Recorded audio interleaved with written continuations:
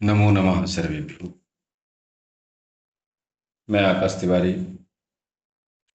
पुनः आपके साथ उपस्थित हूँ संस्कृत परीक्षा पथ के इस यूट्यूब चैनल पर, जहाँ हमने पूर्व क्लास में एमपी टेट वर्ग 1 का सिलेबस डिस्कस किया। अब 2019 में जो एमपी टेट वर्ग 1 का पेपर हुआ था, उसके 21 क्वेश्चन की एक सीरीज लेकर हम आए हैं।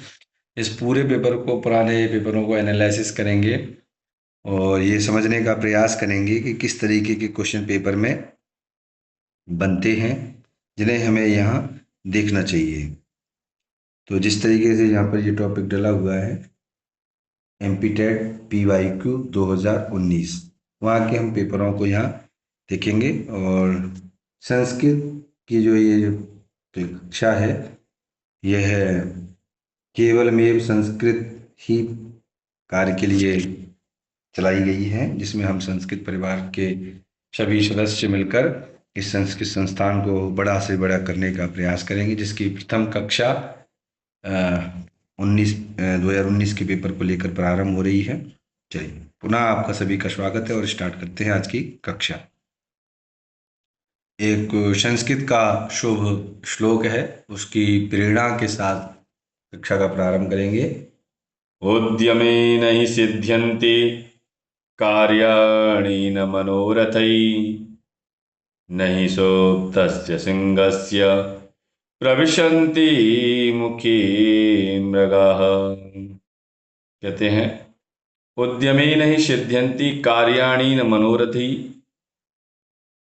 न हि सुप्तस्य सिंहस्य प्रविशन्ति मुखे मृगाः। बहुत अच्छा श्लोक है कि उद्यमेन ही सिद्ध्यन्ति, आप मेहनत करके ही अपने सभी कार्यों को सिद्ध कर सकते हैं। कार्याणि न मनोरथै, ना कि वो कार्य सिर्फ मनोरथ करने से ही सिद्ध नहीं हो सकते। हम प्लानिंग कर लें, उससे कार्य सिद्ध नहीं होंगे, कार्य करने से ही कार्यों की सिद्धि होती है। जैसे नहीं सुप्तस्य सिंहस्य प्रविशन्ति मुखे मृगा, यदि भूखे शेर को शिकार करना है, भोजन चाहिए भूखे शेर को, तो उसे शिकार करना पड़ेगा। सोते हुए शेर के मुख में, मृग मतलब है ना हिरण, मृग मतलब जानवर, हिरण, उसके शिकार नहीं बनेंगे। सोते हुए मुख सिंह के मुख में जैसे मृग नहीं आता, उसी प्रकार सोते हुए व्यक्ति के या मनोरथ सिर्फ सोचने से ही कार्यों की सिद्धि नहीं होती। कार्यों की सिद्धि करनी है तो उसके लिए मेहनत करनी पड़ेगी, पुरुषार्थ करना पड़ेगा, उद्यम करना पड़ेगा। इसी लाइन के साथ हमारी आज की कक्षा प्रारंभ। धीमान, बहुत अच्छा प्रश्न से प्रारंभ किया है कि धीमान इत्यत्र का तद्धित प्रत्यय। धीमान जो प्रत्यय है हमारा, तद्धित प्रत्यय है, वह उसमें कौन सा तद्धित प्रत्यय है? क्या ठक है, क्या मनुष्य है, क्या ढक है, या फिर अण है? तो किंचित सेकंड आप लीजिएगा। धीमान इत्यत्र कह तद्धित प्रत्यय, ढक, मनुष्य, ढक या अण।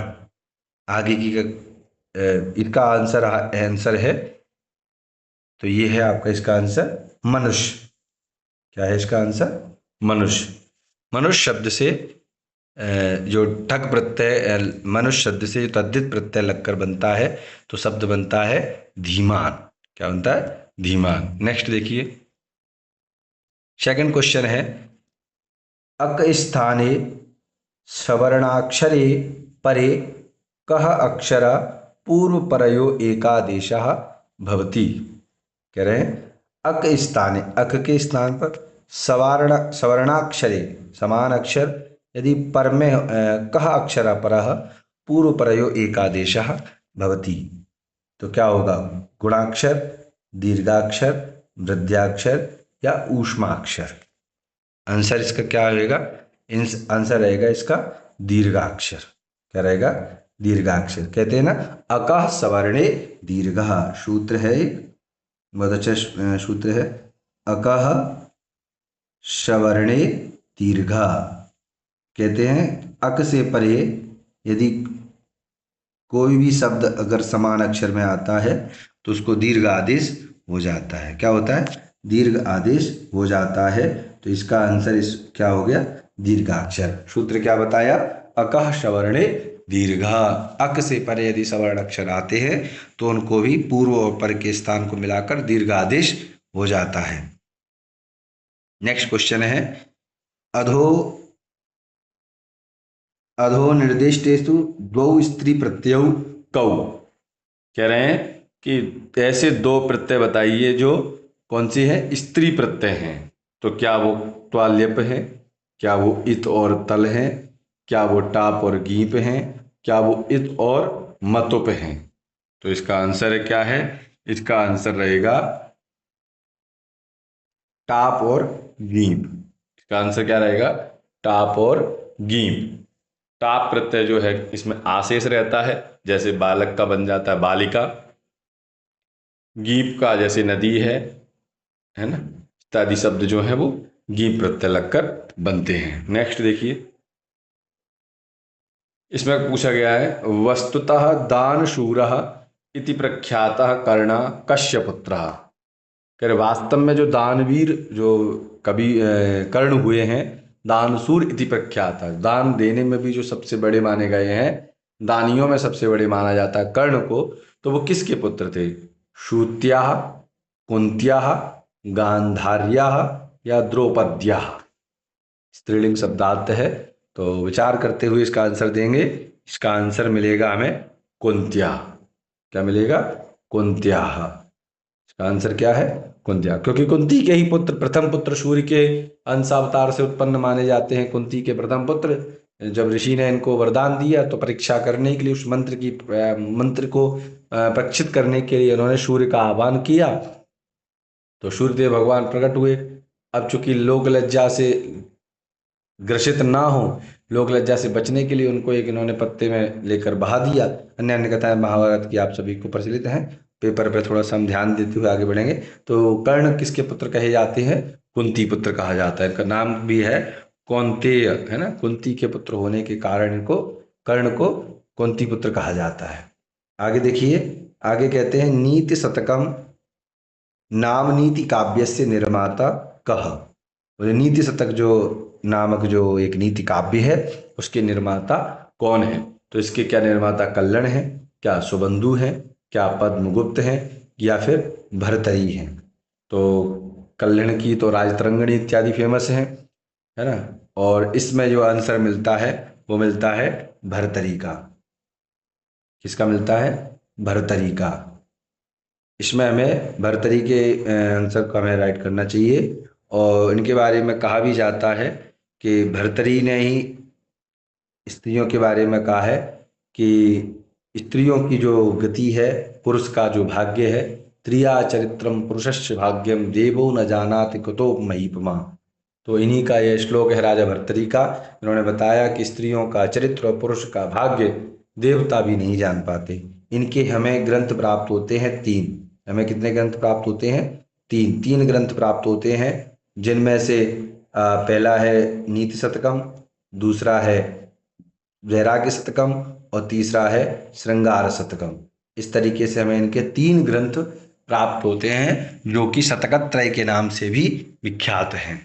आगे हम बात करें मृच्छकटिकम इति रूपकम। कीदृश रूपकम? जो मृच्छकटिकम नामक रूपक है वो कैसा रूपक है? तो वह रूपक है, क्या लघु नाटक है, क्या प्रकरण है, क्या महानाटक है, या प्रहसन है? तो जो मृच्छकटिकम है वो क्या है? वो एक प्रकरण ग्रंथ है। क्या है? एक प्रकरण ग्रंथ है, जो कि किसके द्वारा लिखा गया है? ये आप मुझे इसका आंसर कमेंट बॉक्स में बताएंगे।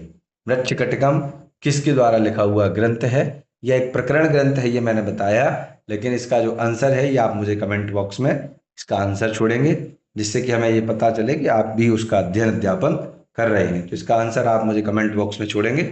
आगे चलते हैं। श्री भवभूते नामांतर किम? श्री भवभूते नामांतरम किम? क्या रुद्रट है? कह रहे हैं भवभूति का जो उत्तर दूसरा नाम है, भवभूति को और किस नाम से जाना जाता था? तो क्या रुद्रट के नाम से जाना जाता था, सोमदेव के नाम से जाना जाता था, महादेव के नाम से जाना जाता था या उम्बेक के नाम से जाना जाता था? तो भवभूति का क्या नाम था? उम्बेकाचार्य। उम्बेकाचार्य के नाम से भी भवभूति को जाना जाता है, इसलिए इनका एक नाम था उम्बेक। भवभूति के भी 3 ग्रंथ प्राप्त होते हैं, उत्तर रामचरितम, महावीर चरितम और मालती माधवम। इस प्रकार के 3 जो ग्रंथ हैं ये हमें भवभूति के भी प्राप्त होते हैं। आगे क्वेश्चन नंबर 8 है, जो कहता है कि लट लकार भू धातो मध्यम पुरुषस्य बहुवचन रूपकम रूपम किम? लट लकार भू धातु मध्यम पुरुष बहुवचन का रूप क्या है? तो इसका जो रूप मिलता है, क्या भवती मिलता है, क्या भवामा मिलता है, क्या भवत मिलता है, या भवंती मिलता है? तो इसका हमें क्या रूप प्राप्त होता है हम देखेंगे। तो इसका जो कहते हैं लट लकार, पहले तो हमें ये वर्तमान पर क्लियर हो जाए। लट लकार मतलब वर्तमान काल। भू धातु मध्यम पुरुष बहुवचन रूप। तो मध्यम पुरुष अगर हम सीधा सीधा अगर हम बात कर लें तो भू धातु है, जैसे मैं आपको नेक्स्ट पेज पे इसको समझाने का प्रयास करता हूँ, ये मिल तो रहा है आंसर, लेकिन फिर भी हम समझने का प्रयास करेंगे। जैसे ये भू धातु है, ठीक, इसके बाद हमें यहाँ पर मिलेगा भू धातु का मध्यम पुरुष बहुवचन, तो तीता अंति सीथा। तो वैसे तो सीधा साधा आएगा, बहुवचन रूप है तो था बनता है ना, जैसे कि हमने याद भी करते हैं, तीता अंति सीता था आमी आवा आमा। ये तो बहुत जनरल बच्चों को जब हम पढ़ाते हैं तो ये प्रयोग करते हैं, लेकिन तिप तस्जी सिप तस थस, थस का प्रयोग करेंगे तो थस में जो शा का लोप हो जाता है। यहाँ पर हम अगर प्रत्यय के अकॉर्डिंग जाएंगे, तद्धित प्रत्ययों के अकॉर्डिंग, तो जो धातु हमें प्रयोग होते हैं उनमें आ जाएगा थस। थस में से सा का लोप हो जाएगा, थस में से सा का लोप हो जाएगा, तो यहाँ पर आपका बचेगा सिर्फ था, तो बन जाएगा भवत। ऊ को अब आदेश हो जाएगा, यहाँ पर जो जो ऊ है इसको अब आदेश हो जाएगा, इधर आपका जो भालन था वो आ इसमें मिल जाएगा, और बा के बाद ये था हो जाएगा, तो मिल जाएगा हमारा क्या? भवत। ये भवत शब्द की जो प्रकृति व्युत्पत्ति है, आई होप आप समझ गए होंगे कि भू धातु हो, है ना, थस प्रत्यय, थस में से सा का लोप हो जाएगा, इधर अकेला था बचेगा, एक ऊ को अब आदेश हो जाएगा, तो ये आपका बन जाएगा भवत। इधर भा बचा अकेला, ये आपका बन जाएगा इधर भवत। ठीक है, इसका आंसर आपको समझ में आ गया होगा भवत शब्द में कैसे बना। आगे देखिए, आगे रूप मिलेगा अस्य वाक्यस्य संस्कृतानुवादम कुरुत। इस वाक्य का संस्कृत में अनुवाद करिए। सेंटेंस है, मेरे घर पर कन्या का विवाह उत्सव था। मेरे घर पर कन्या का विवाह उत्सव था, तो इसका आंसर क्या बनेगा?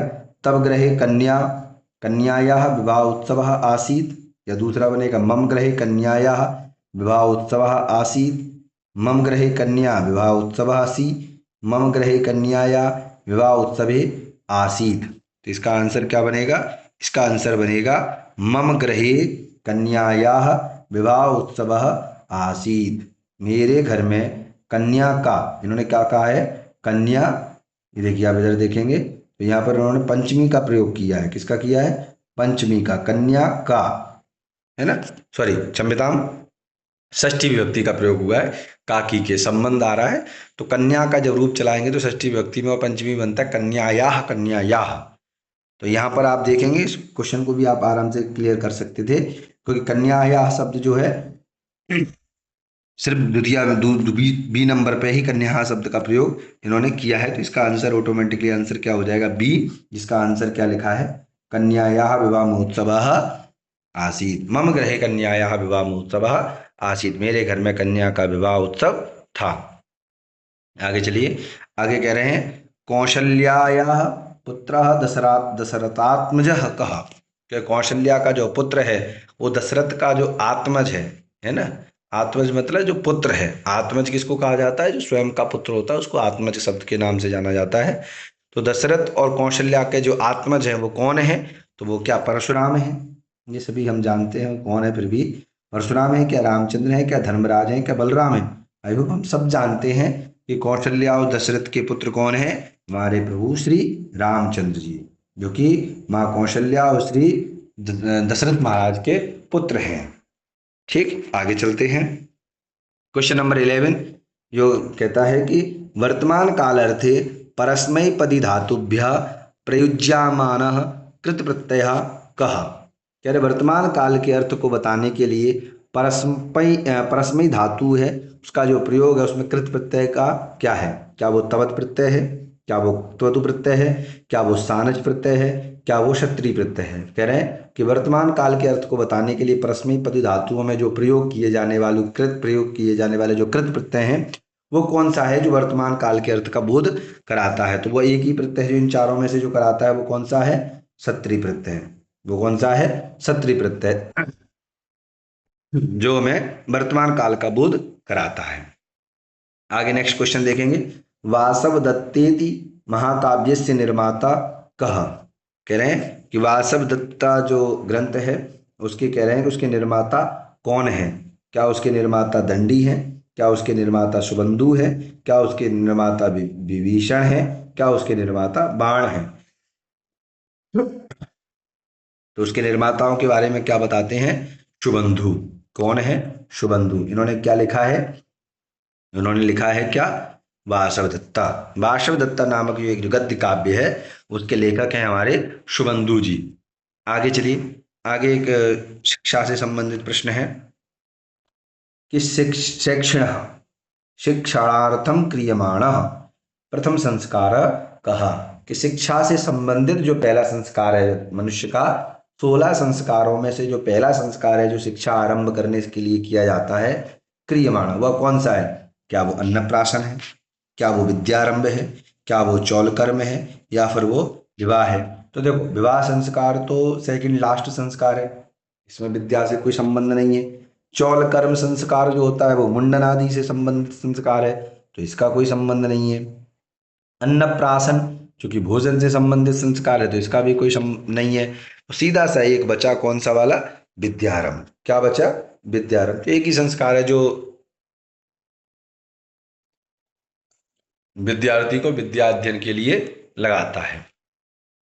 इसके बाद आता है हमारा विक्रमोर्वशीयम। विक्रमोर्वशीयम नाम नाटकस्य निर्माता कः। विक्रमोर्वशीयम जो नामक नाटक है उसके निर्माता क्या कालिदास हैं, क्या श्रीहर्ष हैं, क्या अश्वघोष हैं, या भवभूति हैं? तो बोले इसके नाटकों में अगर हम बात करें तो सबसे पहले हम काटना प्रारंभ करें तो भवभूति जो है उनके 3 नाटक प्राप्त होते हैं, उत्तर रामचरितम, महावीर चरितम, मालती माधवम।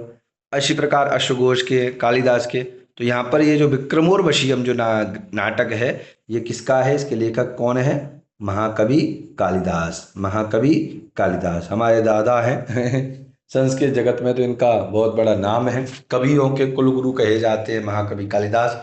ऐसा संस्कृत जगत का कोई एक विद्वान ना हो जिन्होंने कालिदास के बारे में ना जाना हो। प्रारंभिक क्योंकि संस्कृत की जो पढ़ाई है, अध्ययन अध्यापन है, वो प्रारंभ ही इन 2 ऋषियों की वजह से हुआ है, व्याकरण में पाणिनि और संस्कृत लौकिक संस्कृत जगत में महाकवि कालिदास। इन 2 का तो नाम जो है डंका बजता है भैया संस्कृत में तो इनका। आगे हम बात करते हैं 15वें क्वेश्चन नंबर है अधो निर्दिष्टेषु सामाजिक वस्तुम आधृत्य रचितम नाटकम किम। कह रहे हैं कि अधो निर्देश इन सभी ग्रंथ जो नाटक नीचे बताए गए हैं उसमें सामाजिक वस्तुओं को आधृत करके रचा गया नाटक कौन सा है? क्या वो कृष्ण चरितम है? क्या वो मृच्छकटिकम है? क्या वो महावीर चरितम है? क्या वो बाल रामायण है? वो कौन सा है? तो वो है मृच्छकटिकम, जिसमें लकड़ी है ना, मिट्टी की गाड़ी, मृच्छकटिकम का यहाँ पर अर्थ है मिट्टी की गाड़ी।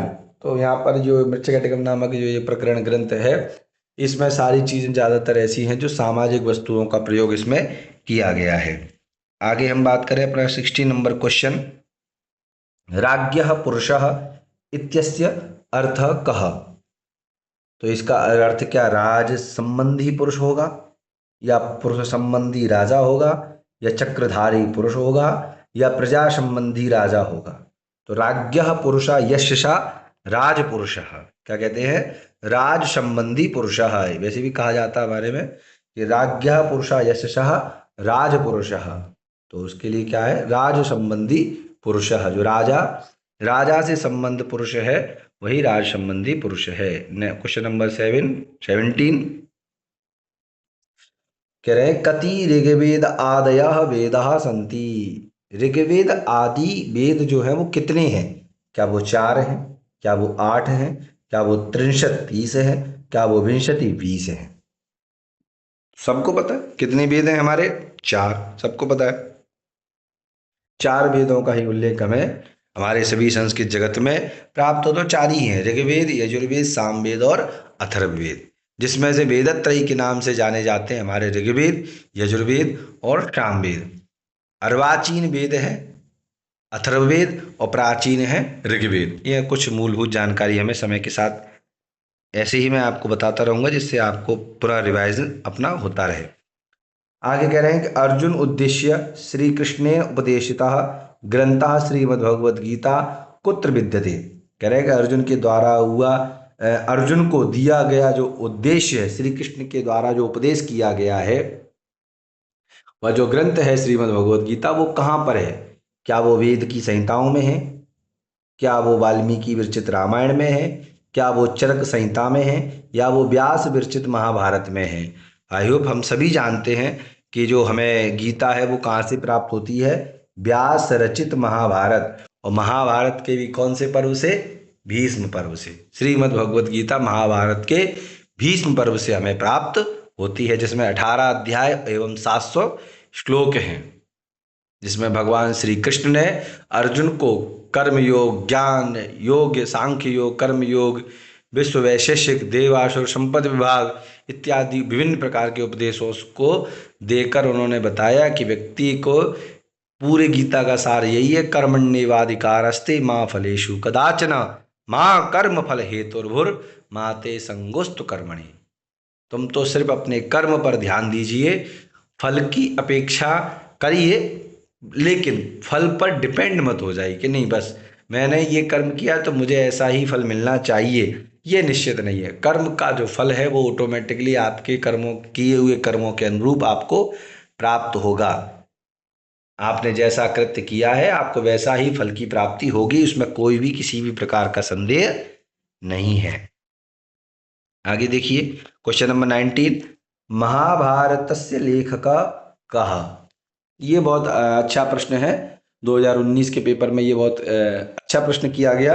काफी बार क्या होता है कि हम सबको पता है कि महाभारत किसने लिखी? व्यास जी ने। हम सबको ये भी पता है कि लिखने का कार्य किसने किया था, यहाँ लेखक पूछा गया। तो लेखक थे हमारे हमारे कौन थे? उमापति थे। क्या उमापति जी थे? क्या धनपति जी थे? गणपति जी थे? या भुवापति थे? तो हम सबको पता है महाभारत को लिखने का कार्य किसके कर कमलों के द्वारा संपन्न हुआ था? प्रभु श्री गणपति जी महाराज। प्रभु श्री गणपति जी महाराज के कर कमलों के द्वारा ही हमारे इस बहुविशालीय ग्रंथ, जो संस्कृत का सबसे बहुत विशाल काय ग्रंथ है महाभारत, उसकी हमें रचनाएं प्राप्त होती है, जो कि स्वयं भगवान श्री कृष्ण ने उसको लिखा था। इसके बाद जो 20 वाला क्वेश्चन है, रस शब्द से व्युत्पत्ति कीदृशी वर्तते। रस शब्द की जो व्युत्पत्ति है वो कैसी होती है? रसो वै सः इति, क्या ये होगी? रसस्यते आस्वाद्यते इति, यह होगी। रसात्मकम काव्यम इति, यह होगी। या रमणीयार्थ प्रतिपादकः इति, या ये होगी। तो कह रहे हैं रस की व्युत्पत्ति क्या है? रसस्यते आस्वाद्यते इति, जो रसों का आस्वादन है वही रस की क्या है? व्युत्पत्ति है। ठीक। 21 क्वेश्चन नंबर, जो कि श्रृंखला का, सीरीज का लास्ट क्वेश्चन है, जिसका कह रहे हैं कथा आख्यायिका चेति विभागौ कुत्र दृश्यते। क्या कथा आख्यायिका चेति विभागौ कुत्र दृश्यते, कथा और आख्यायिका हमें किस भाग में प्राप्त होती हैं? क्या चंपू काव्य में प्राप्त होती हैं, या नीति काव्य में प्राप्त होती हैं, पद्य काव्य में प्राप्त होती हैं, या गद्य काव्य में प्राप्त होती हैं? तो बोले इसका जो सही आंसर है वो क्या है? गद्य काव्य। गद्य काव्य में हमें कथा भी प्राप्त होती है प्लस आख्यायिका भी प्राप्त होती हैं। तो इस प्रकार ये हमारे 21 क्वेश्चन की सीरीज यहाँ समाप्त हुई, और इसी के साथ अहम कृतज्ञोस्मि, मैं बहुत आप सबका आभारी हूँ कि आप सभी लोगों ने संस्कृत जगत को आगे बढ़ाने के लिए यहाँ हम सब उपस्थित हुए हैं। आपने इस वीडियो को पूरा देखा होगा आई होप।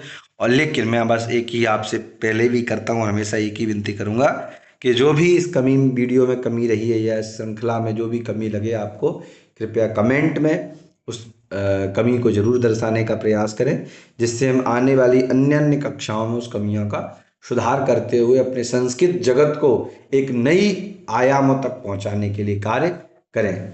ये हमारा ध्येय भी है होना चाहिए और हमारा कर्म भी होना चाहिए कि जिस संस्कृति के लिए हम जी रहे हैं, जिस संस्कृति के लिए हम कार्य कर रहे हैं, जिसने हमें इस लायक बनाया, उस संस्कृत जगत को, उस संस्कृति को हमें बनाए रखने के लिए कार्य करना चाहिए। भले ही हम पढ़ रहे हैं, भले ही हमारा स्वार्थ है कि हम YouTube के माध्यम से आप लोगों तक अपनी है ना, अपने द्वारा कुछ अध्ययन अध्यापन आपको करा पा रहे हैं, लेकिन फिर भी एक शिक्षक बनकर एक मेरा उद्देश्य यही है कि मैं जिन 2 बच्चों का भी अगर लाभ करा पाऊँ तो मेरे गुरुओं के द्वारा जो मुझको शिक्षा दी गई है वो स्वार हो जाएगी।